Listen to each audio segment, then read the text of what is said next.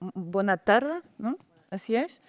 A todos y a todas, agradecer por supuesto todo el equipo de Museo Habitat por la invitación y por la calidad, el cariño y el empeño que han puesto en esos encuentros, en este encuentro tan importante para la alianza cognitiva de las márgenes.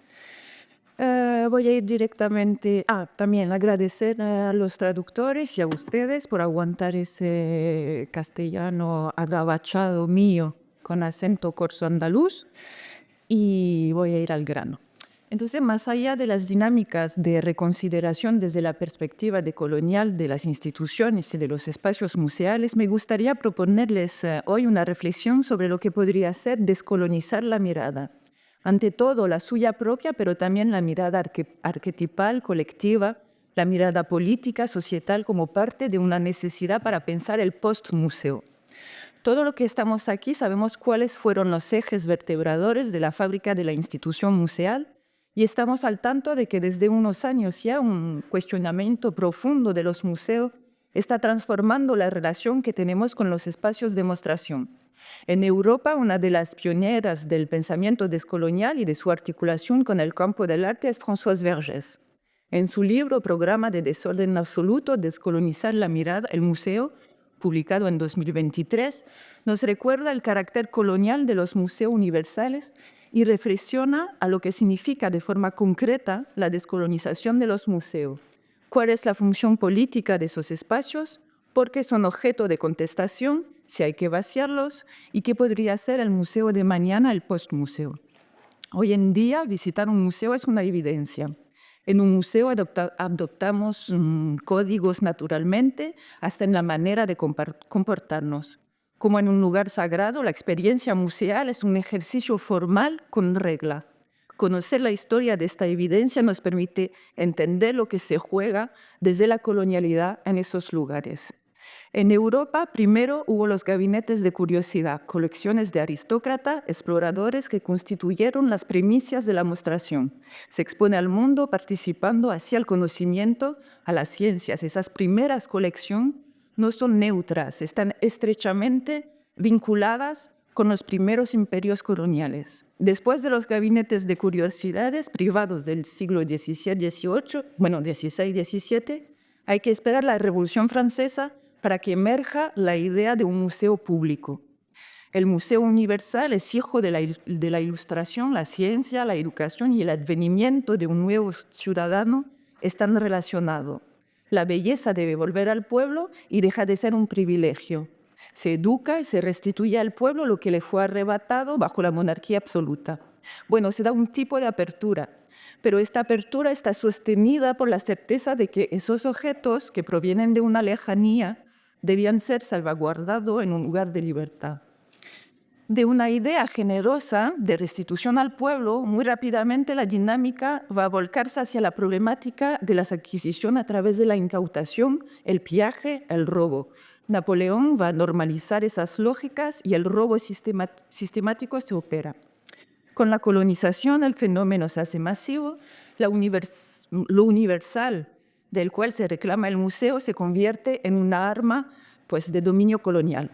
Los objetos, artefactos se ven desnaturalizados, descontextualizados de su ámbito social, cultural, para verse transformados en máscara de tal tribu y de tal época, privados de los vínculos afectivos, emocionales, culturales intrínsecos. Se exponen objetos que tienen una vida propia y la pierden para convertirse en soporte estético.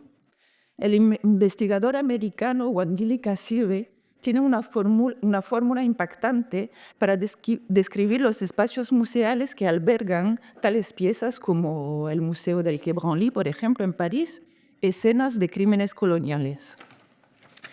Pero, más allá de la problemática del expolio, el proceso decolonial pide también cuestionar las obras europeas que vemos en los museos y entender cómo se ven penetradas, contaminadas por la historia de los epistemicidios, genocidio y de la racialización. Y en este sentido que yo planteé la charla de hoy, los motivos, los topos semiótico e iconográfico relacionado con lo gitano desde el siglo XV permiten poner de relieve propósitos políticos y a la vez revelan las partes más hondas de la psique humana, las relaciones que tejemos con la alteridad y la extimidad. Una vez establecidas las razones que sostienen las dinámicas de descolonización del museo y del mirar, queda por pensar cómo se podría traducir en práctica. Imposible entonces omitir el desafío de la restitución, ya lo hemos visto, de la reconsideración del objeto, poco hemos hablado de esto, de la materialidad y la reificación de las obras y objetos expuestos, y hasta de la realidad socioeconómica de los que trabajan en los museos, así como, por supuesto, de lo que podría ser el postmuseo.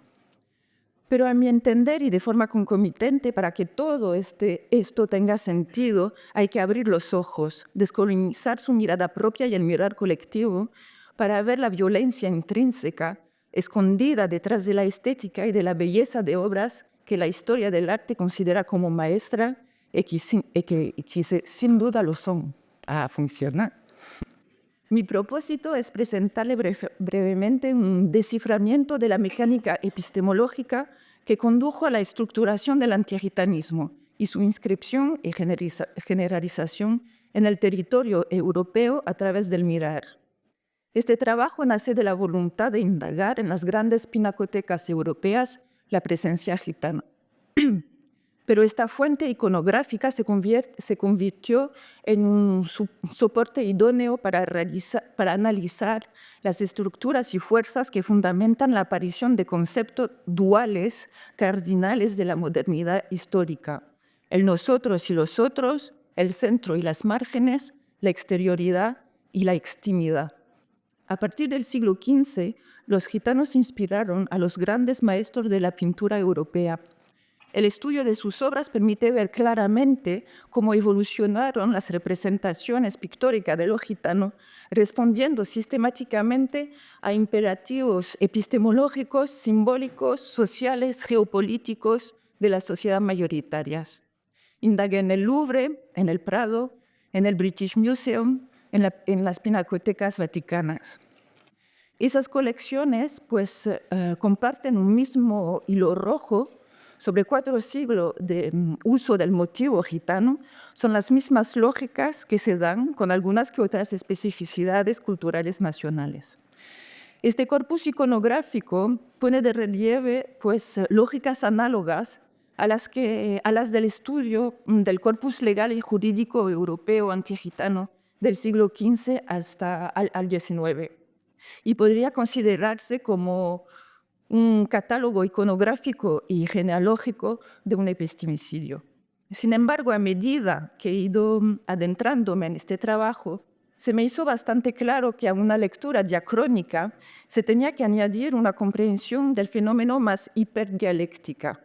Hiperdialéctica, ya que nos encontramos frente a imágenes que son a la vez mítica, dialéctica y onírica. Y es con algunos apuntes relativos a esas cuestiones de filosofía del arte un poco más arduos, pero relevantes, que será de mi intervención. Pero volvemos a las obras en sí.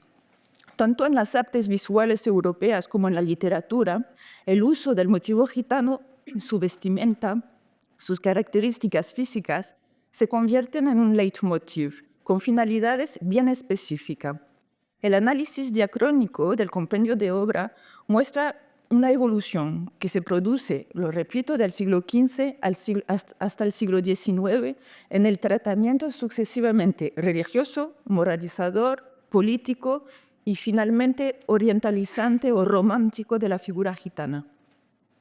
Para entender la complejidad y la importancia de lo que supone lo gitano en la fábrica de esa exterioridad, hay que entender que su llegada y afincamiento en Europa, el afincamiento de los gitanos en Europa, se da a un momento muy peculiar.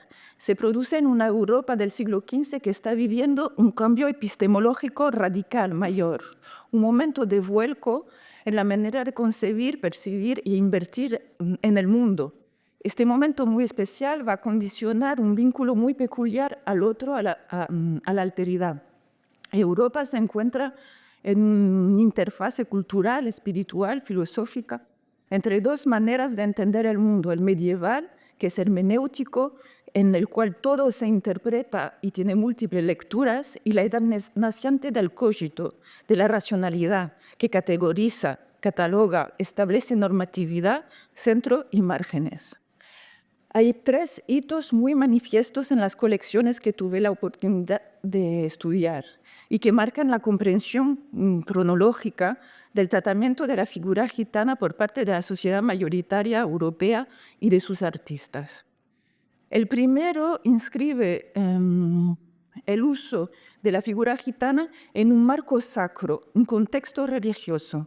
Los artistas utilizan el referencial semiológico relativo a lo gitano para significar personajes, ya veremos imágenes, relevantes del Antiguo y Nuevo Testamento, con característica muy peculiar.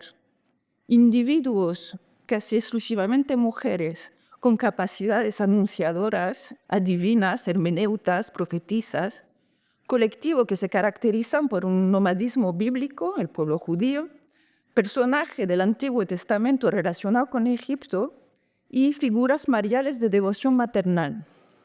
Hasta el siglo XVII incluido, las características vestimentarias romaní, casi siempre de mujeres, se utilizan exclusivamente para representar figuras bíblicas. Este uso religioso tiene múltiples formas y algunas perdurarán. En efecto, los artistas utilizan el atuendo gitano, una larga capa, que ya veréis, atada al hombro, a menudo rayada, que se conoce como flacé, y principalmente por dos tipos de tocados, de sombreros muy peculiar. Un turbante, generalmente atado bajo la barbilla, y lo que se conoce como el bern en romaní, un sombrero en forma de galletas, de oblea, para representar esos personajes bíblicos. Encontramos a gitanas alegorizadas en escenas relativas a episodio bíblico de vida errante, tanto en el Antiguo Testamento como en el Nuevo. La huida del pueblo judío de Egipto, o las peregrinaciones de María, José y Jesús huyendo de las persecuciones de Herodes en Judea. En el siglo XV, los gitanos llevaban varias décadas circulando por Europa occidental. Los encontramos mencionados en un abundante archivo, a menudo como egipciano o greciano, aquí sobre todo en la corona de Aragón, y al igual que los hebreos, pero nos quedamos con egipciano, al igual que los hebreos que huyen de la persecución, se le considera un pueblo móvil. Las fuentes históricas nos informan de los supuestos motivos de esos egipcianos encabezados por conde y duques, un deambular expiatorio por haber negado la fe cristiana bajo el yugo de los turcos. Este nombre egipciano, sumado al carácter misterioso y esotérico que tenía en su momento cualquiera mención a Egipto, está al origen de un giro semántico e iconográfico. En el tapiz de la Virgen Gloriosa, la figura gitana representa el vagabundeo bíblico. Se encuentra en el Louvre. En este caso, la huida de Egipto. Es el tema del viaje expiatorio transicional impuesto por la voluntad divina que alegoriza la figura gitana y sus signos distintivos. El panel central de este tríptico flamenco representa una Virgen gloriosa coronada por ángeles. Figura central en el primer plano del panel izquierdo, una madre lactante viste las mejores galas de las gitanas del siglo XV. Al igual que la posterior Cingarella de Boccaccio viste la flacé, una larga pieza de tela que se ata al hombro, así como uno de los dos tocados que llevaban entonces las mujeres gitanas. En el descanso durante la huida a Egipto de Patinir, veremos esta obra más tarde, con su prefiguración de la masacre de los inocentes, que veremos después, como en el cuadro de Ansaldo, a su derecha, Bien posterior, que está proyectado ahora, pues es el bern, el tocado con forma de galleta que lleva la Madre de Jesús, que nos vuelca en el universo simbólico de los gitanos. El dibujo preparatorio a tinta y aguada de Nicolò del Abate, Moisés salvado de las aguas, permite otra comprensión de este mismo fenómeno. Vemos a Moisés en su cesta y la propia hija de Faraón que lleva el bern, el tocado gitano, el sombrero gitano de la época. Es un puro deslizamiento semántico. La devoción maternal de la Virgen María es también uno de los marcos pictóricos privilegiados, perenne y transversal para el uso del motivo gitano por parte de los artistas a partir del siglo XV y hasta el siglo XVIII. De Da Vinci a Dosso Dossi, pasando por Ansaldo, Le Bernal, Correggio, Rafael y otros, la lista sería larga de las representaciones de Vírgenes María representada, vestida de gitanas de la época. Otra figura recurrente es la hermeneuta, la profetisa, la que sabe el porvenir, que lo puede anunciar. Tenemos aquí a Santa Isabel con esas dos obras de Rafael y su escuela, ¿no? La Visitación del Prado y la Sagrada Familia del Louvre, la Gran Sagrada Familia del Louvre. Santa Isabel, madre de San Juan Bautista, que anuncia el nacimiento y la pasión del Cristo, pues viste de gitana. Por toda Europa, regidores cronistas de la Baja Edad Media hacen referencia a los dones adivinatorios y profilácticos de las mujeres gitanas. A finales del siglo XV, los archivos locales denuncian esas prácticas. Los artistas transponen y reinvierten los atributos gitanos también en síbilas, o sibilas, no sé dónde está el acento, versión antigua de la profetisa y figura femenina orientales edificante y clarividente como la Fiordiligi del Orlando Furioso o Dido. Por supuesto, la patrona de los músicos, ¿no? Santa Cecilia, también se ve representada con turbante y atuendo gitano. El epísteme medieval, la edad de la semejanza, se cierra para dejar paso a un marco mental totalmente diferente. Este marco dará luz a la edad de la razón, como lo he puesto anteriormente, y a la normatividad. Como se lo he dicho antes, se trata de una transición estructurante para un episteme pensando a través del prisma de la hermenéutica y, por lo tanto, de la interpretación en la cual la figura ontológica gitana parece ser el paradigma y una sociedad moderna vertebrada por el cogito. Dentro de esta articulación aparece y viene gripando la presencia gitana. Los gitanos están a la vez dentro y fuera. Es en este momento que la figura gitana va a deslizarse en unas generaciones de la alteridad, una relación al otro como espejo síncrono a la exterioridad impuesta por el advenimiento de la normatividad. La pintura del Bosco da a ver esta transición. Ahora los pobres, los saltimbanquis, los gitanos anteriormente tolerados por la sociedad medieval, se ven relegados a los márgenes por las legislaciones del final del medievo.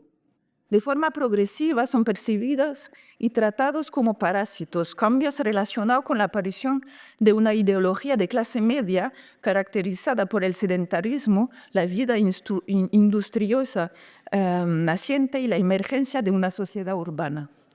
Su tríptico del carro de heno, dedicado a los pecados, refleja claramente la configuración mental, ideológica y religiosa de este periodo crucial en la historia del pensamiento entre la Edad Media y los tiempos modernos, a partir de los cuales se inscribe la realidad gitana en el mundo cotidiano europeo. Las influencias que permiten al artista poner en imagen sus temas morales preferidos y esta ruptura entre dos formas de mirar el mundo son múltiples. Biblia, dichos populares, alquimia, crónicas de América, delirios oníricos. Abierto, el tríptico está dedicado al pecado, mientras que su reverso, no he puesto imágenes del reverso, pues ofrece una representación del homo viator, ¿no? el corolario gitano del hombre que deambula por el camino de la vida. Aquí a la derecha de un hombre ciego acompañado de un niño, en primer plano, marginales y sospechosas dos gitanas, reconocibles por su tez morena, su sombrero en galleta y su flacé, ocupan un lugar central y no desprovisto de sentido en la composición. La primera lee las líneas de la mano de una noble contra su pecho en el pliegue de su vestido, pues la divina sostiene un bebé, mientras que otro niño tira del vestido de una dama. La otra gitana está sentada en el suelo, ocupada en bañar a un niño acostado en su regazo. El universo mental y referencial de un pintor como Bosch, pero también como Patinir, es también el terreno fértil de este pensamiento articulador, oscilante, dialéctico, tal vez aún más que el Bosco, ya que Patinir ha utilizado el motivo gitano en su consideración positiva para ilustrar el episodio bíblico como la masacre de los santos inocentes en el descanso durante la huida en Egipto, pero también como alegoría de los vicios y las atracciones demoníacas en sus tentaciones de San Antonio. A partir del siglo XVII, y específicamente con la utilización repetida en toda Europa de la figura de la Buenaventura por Caravaggio, la figura gitana muta de forma progresiva. Lo que servía el hermeneutismo cristiano se convierte definitivamente en encarnación del vicio, del hurto, del pecado. Poco a poco la magia deja de ser mística, anunciadora, sibilina, y el motivo caravagesco crea escuela, se internacionaliza, convirtiéndose en un topo estético, en una estética. El advenimiento de la razón provoca otro fenómeno conexo. Requiere el advenimiento de la razón la domesticación del otro. Y cuando resulta difícil domesticar el otro, se vuelve imperativo relegar esta alteridad que resiste detrás de las fronteras de su propio mundo, de sus normas estructurantes. Y es necesario convertirla en una exterioridad inquietante pero referencial, a tal punto que en algunas ocasiones, para poder controlarla, hay que exponerlas, utilizarlas de manera edificante. La Europa del siglo XVII se ve asolada por múltiples e incesantes conflictos armados. Y es en este contexto que surge el emergente concepto de nación. La alteridad gitana, ahora exteriorizada, vuelve a sufrir un doble tratamiento. Mientras la construcción y la consolidación de los estados engendra una represión drástica y generalizada de los gitanos, los artistas vuelven a apropiarse y reinvertir su imagen en beneficio de la creación iconográfica de mitos nacionales. Al escenificar, al poner en escena su presencia en paisajes naturales, crean a través del vínculo existente entre compañías de gitanos y territorio una alegoría de la nación anclada en una naturaleza poderosa, idealizada o reificada. En Recua y Paisaje con gitanos de Bruguera el Viejo, la composición es reveladora.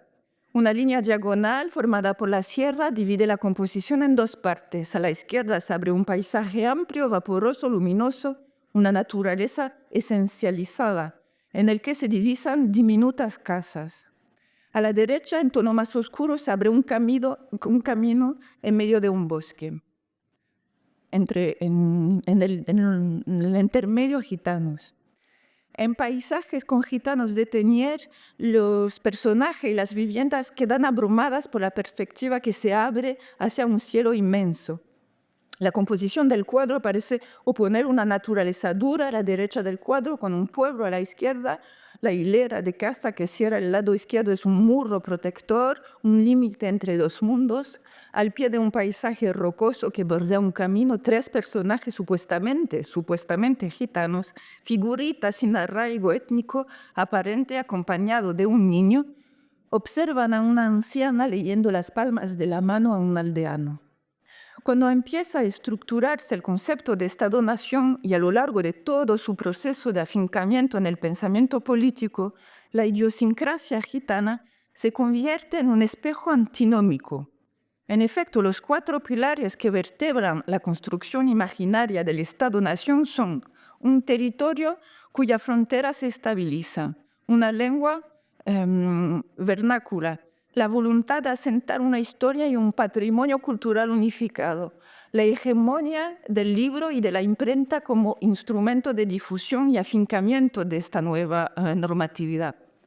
Sin embargo, estos elementos claves para la construcción de identidades nacionales mayoritarias están antinómicas, en antinomía, no sé si se dice, con las prácticas económicas premoderna y moderna gitana, basada en la circulación y la aterritorialidad, el poliglotismo y la oralidad, así como la ausencia de voluntad de elaborar una narración reificada de su historia.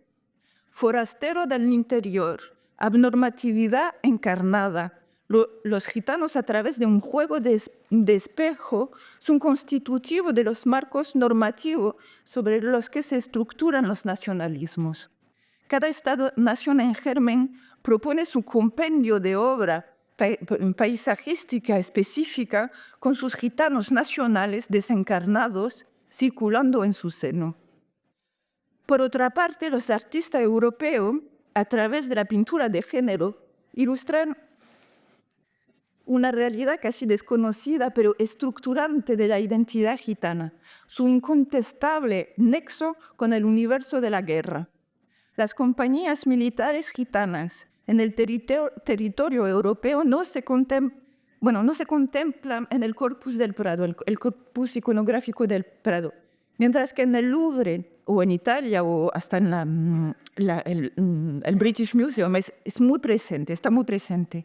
Esta ausencia es interesante de interrogar, ¿no? Ya que la historia militar gitana española es de las más ricas de Europa. De las guerras de las Alpujarras a los tercios de Flandes, la presencia gitana en la historia militar del país está muy contemplada por los archivos y sirve de manera fundamental la construcción de los estados nacionales.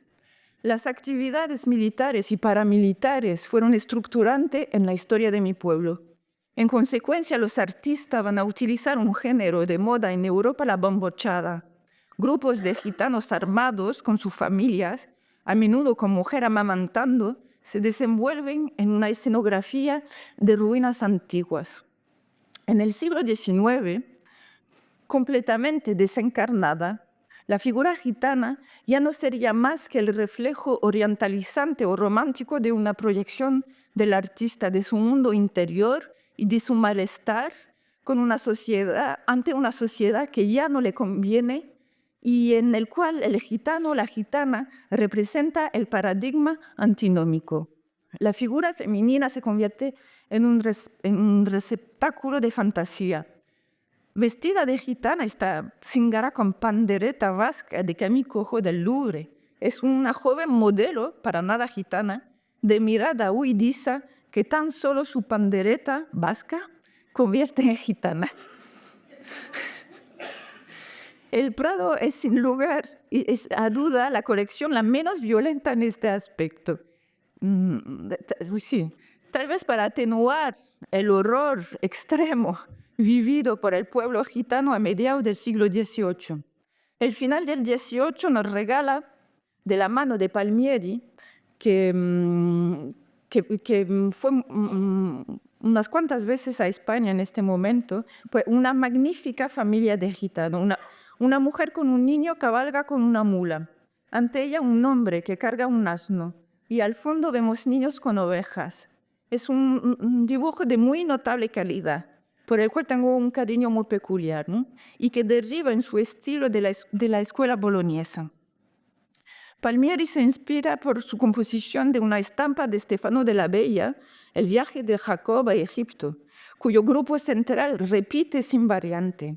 Hay, sin embargo, en el dibujo de Palmieri una captación de la realidad, bueno, por lo menos a mi entender, que la acerca ya al naturalismo del siglo XIX y que no deja eso también son emociones, patos, es pura emoción, que no deja de recordarme por la época de su creación y por el hecho de que Palmieri visitara España unas cuantas veces, pues la temática, bueno, la gran redada de julio de 1749, ¿no? El primer episodio genocida vivido por el pueblo gitano.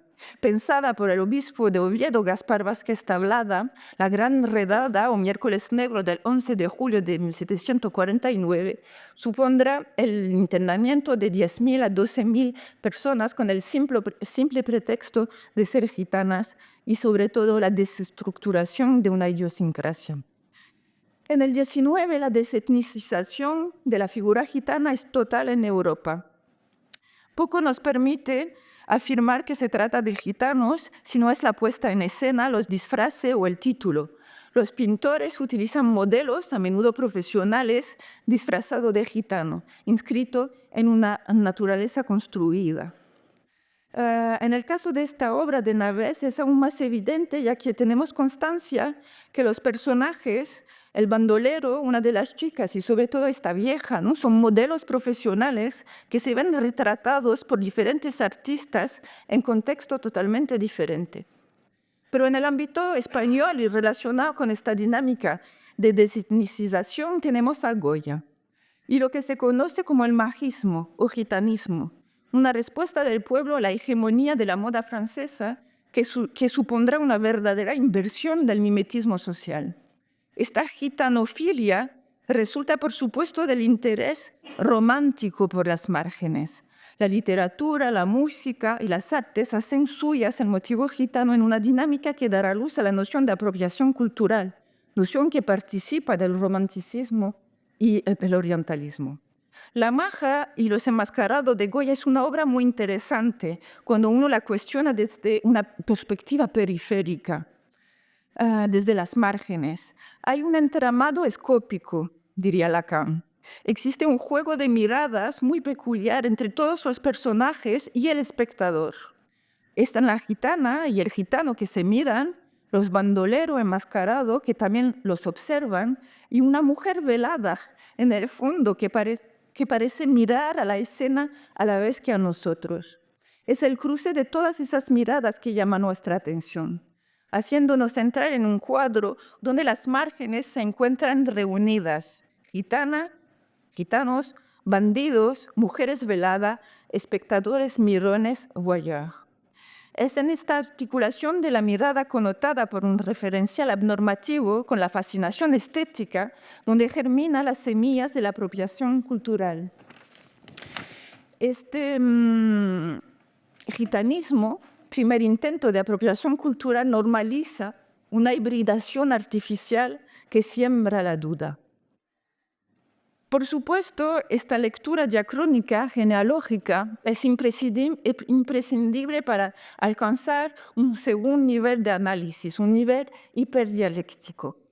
Las obras que hemos visto no dicen casi nada, si no es nada, de la idiosincrasia del pueblo gitano, ni de su potencia ni de su vulnerabilidad. Nos cuenta algo de su impacto en la sociedad mayoritaria. A la vez interior y exterior, esta inquietante familiaridad que es lo gitano a lo largo de la historia hace de mi pueblo un revelador de lo que Lacan conceptualizó como extimidad.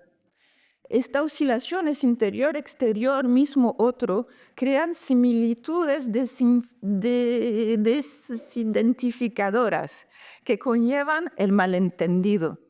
Si el uso reiterativo del motivo gitano en el imaginario moderno nos informa sobre la historia y la psique mayoritaria, pues no consiste en una presencia, pero más bien en una ausencia ontológica, una ausencia de encarnación. Y esto no es una casualidad. Vimos cómo desde sus orígenes en el arte, el motivo gitano está al servicio de lo religioso. Es porque nace en el ámbito religioso que se encuentra desencarnado. Es una herramienta iconográfica al servicio de lo divino. Y a esa desencarnación inherente a su misión religiosa se añaden las condiciones muy particulares de su llegada a Europa, ¿no? Esta cesura epistemológica entre medievo y renacimiento. Cabe resaltar que coincide desde un punto de vista de la historia del arte, con el momento en el cual el pensamiento renacentista le da a la historia del arte su retórica. Arte, renacimiento, doxa cristiana están muy estrechamente relacionadas y basadas en la noción de inmortalidad y desencarnación. A esa desencarnación inherente a la misión religiosa que le ha sido asignado se añaden las condiciones epistemológicas particulares de la llegada de los gitanos en Europa, este puente, esta brecha entre aprehensión contradictorias del mundo, entre el pensamiento hermenéutico medieval, renacentista y el advenimiento de la razón moderna. Por lo tanto, el motivo, el topoi gitano en el arte, es una proyección tricéfala de esta alteridad figurada. Es a la vez una imagen mítica, una imagen dialéctica y una imagen onírica. Y al ser imagen mítica, son dialectizables, son oníricas porque están formuladas por el inconsciente de lo visible, del sistema representativo de las sociedades mayoritarias. Tanto externa como íntima son míticas, son éxtimas, dice Lacan, al calificar el objeto de la fantasía. Esas imágenes proyectadas condicionan, por lo tanto, una oscilación entre atracción y repulsión. Está claro que para salir de la tradicional ideología del cierre que caracteriza la doxa de la historia del arte, debemos hacer nuestro los imperativos cognitivos de nuestra época. Una relación a la vez global, multifocal y descentrada a la historia del arte. El historiador del arte muy a menudo ignora el carácter pluridireccional y plurisémico de las imágenes. Tiende a omitir, cuestionar lo visual más allá de lo visible y las múltiples acogidas posibles de una obra por parte del que mira. La imagen dialoga en una ida y vuelta entre un ayer y una hora. Su autenticidad sensible no puede ser percibida de forma unívoca. La relación a la imagen puede estar condicionada por otras relaciones semiológicas a lo sensible y a lo inteligible.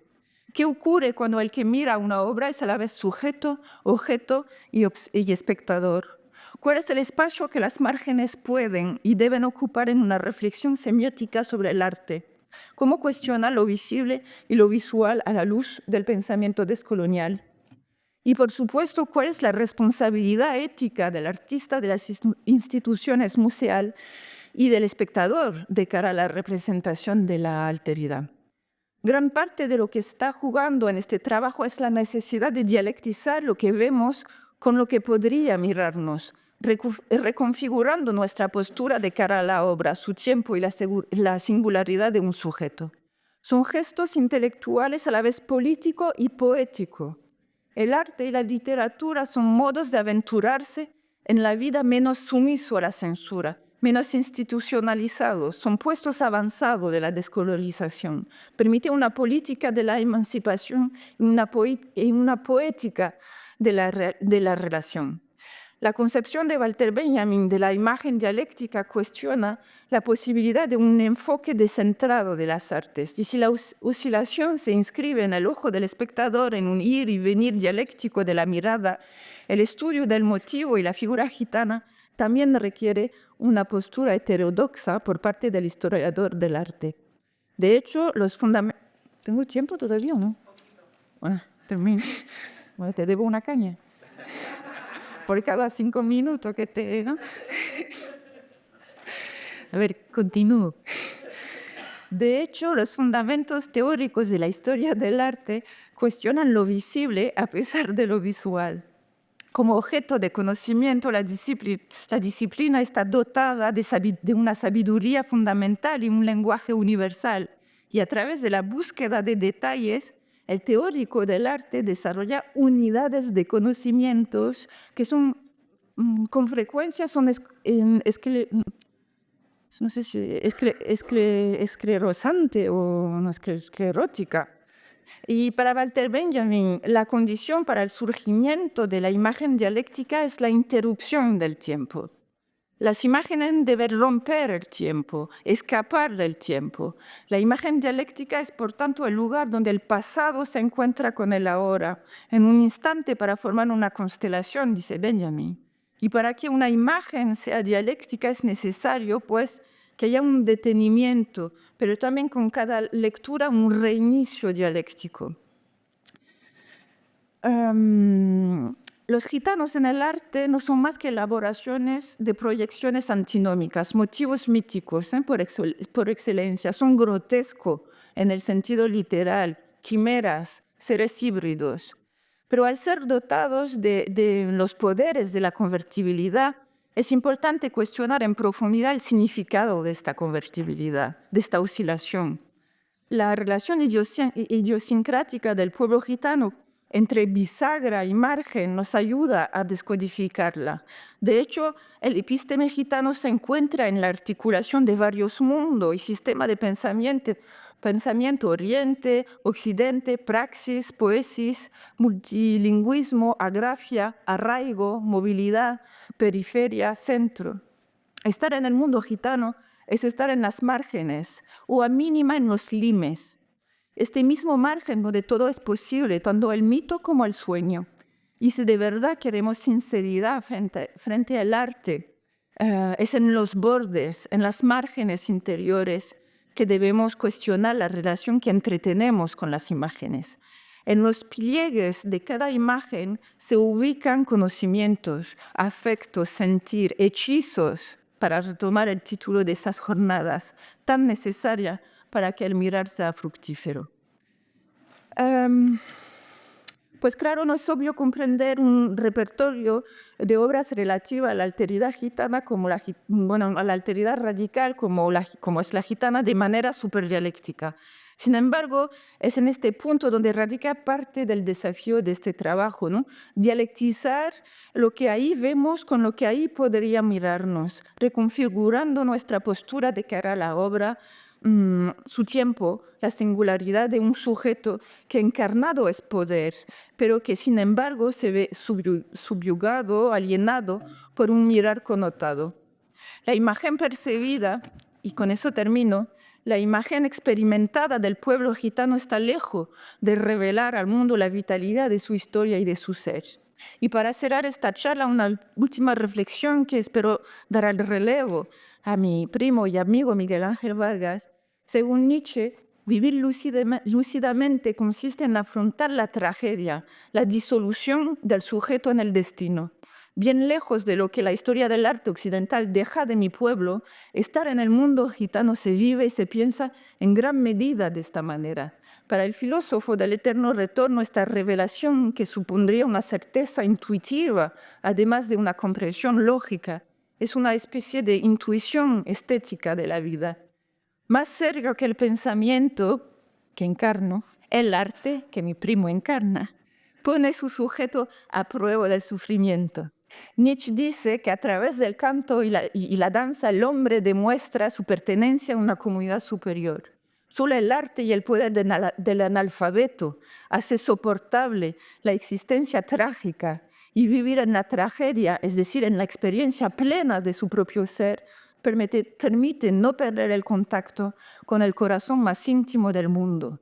Y si hay un pueblo que en el imaginario colectivo y en su experiencia fenomenológica, ontológica del mundo está estructurado por esta experiencia del arte, esta experiencia heterotópica, pues es el pueblo gitano. Y con eso le dejo la palabra a mi compañero.